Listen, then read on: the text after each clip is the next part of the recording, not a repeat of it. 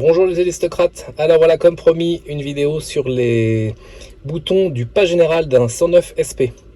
Donc le pas général évidemment comme sur n'importe quel hélicoptère permet d'incliner plus ou moins l'ensemble des pales, donc en gros permet de monter ou descendre. Comme sur le cyclique on a un force trim, c'est-à-dire que sous l'index j'ai une gâchette et si je n'appuie pas sur cette gâchette, si je tire sur le pas général et que je lâche, il va redescendre. Si je veux le laisser dans une position différente, je dois appuyer sur la gâchette et là, il ne bouge plus.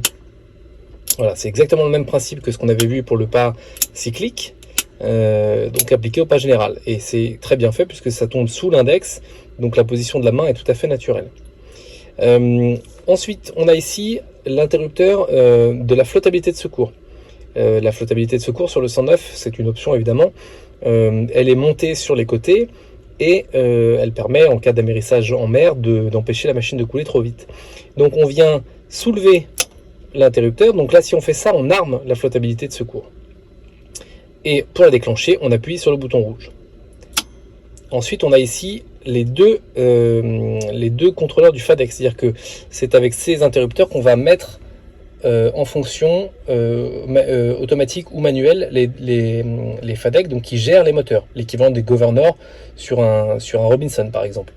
On les laisse bien sûr toujours en auto, mais en cas de défaut, on va venir les placer en manuel et on pourra contrôler les moteurs soit avec les poignées moteurs qui sont au plafond, soit avec, sans enlever sa main du pas général, avec les pouces, chaque moteur séparément.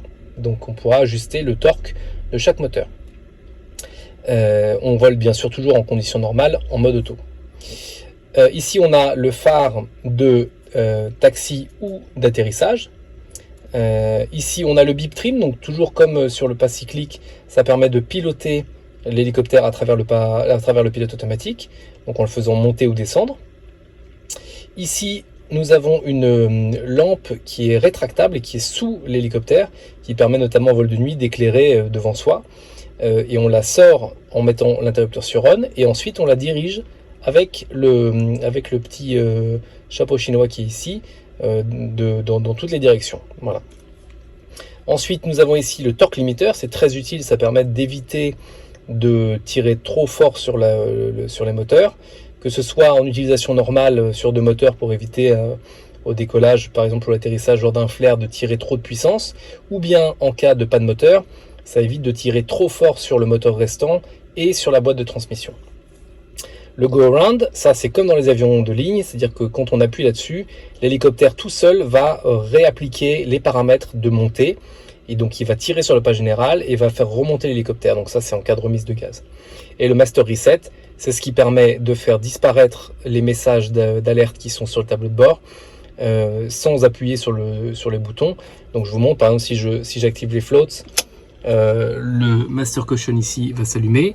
Donc soit je l'éteins comme ça, soit je l'éteins en appuyant sur master reset. Voilà. C'est tout pour le pas général, c'est déjà assez complet. N'hésitez pas à me dire si d'autres parties de l'avionique du 109 SP vous intéressent. En attendant, volez safe et à bientôt.